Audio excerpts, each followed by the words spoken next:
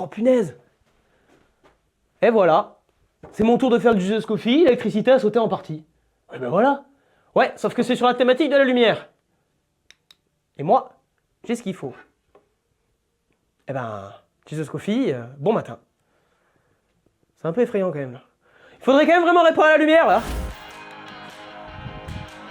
Jesus Coffee, bon matin, c'est bon, on a réussi à rebrancher, l'équipe technique a fait un travail exceptionnel et du coup on a la lumière. Vous avez vu que la lumière diffuse, c'est quand même bien mieux, bien plus agréable que juste une lumière, un point fixe. Voilà, ça éclaire fort ça pourtant, hein. C'est une lampe torche que j'utilise quand je pars en sortie moto au cas où qu'il m'arrive quelque chose. Mais c'est focus sur un seul plan. Ça diffuse pas, c'est pas suffisant pour bien être vu. Sur la thématique de la lumière, je vais parler de comment être une lumière au travail. Et oui, aujourd'hui on est dans un pays où il y a une loi qui nous dit qu'on ne peut pas parler de sa foi sur son lieu de travail. La Bible nous demande de respecter les lois de notre pays. Alors comment faire pour être un témoignage vivant sur notre lieu de travail si on ne peut pas parler de Jésus? Je sais qu'il y a certains chrétiens qui vont être frustrés de ça et il y en a qui vont quand même parler de Jésus en disant la Bible me dit quand même qu'il faut que je parle de Jésus, donc j'en parle quand même au travail, quitte à se mettre en danger. Je ne pense pas que ce soit la meilleure des solutions. Pourquoi? Parce que le Seigneur nous dit que nous sommes une lumière vivante. Plus on se rapproche de Jésus qui est la lumière, plus nous devenons nous aussi lumière. Alors au travail, juste par notre attitude, soyons lumière, soyons lumineux.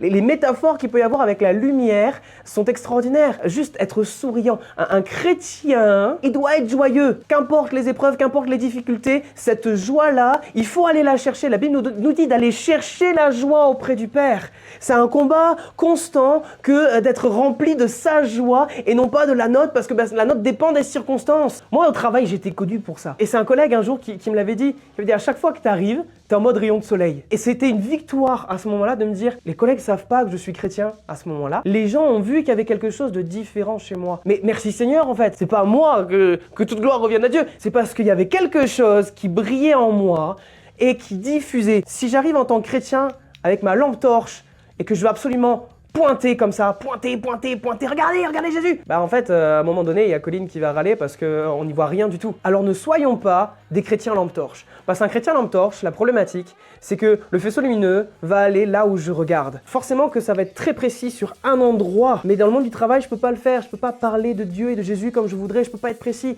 C'est pas grave.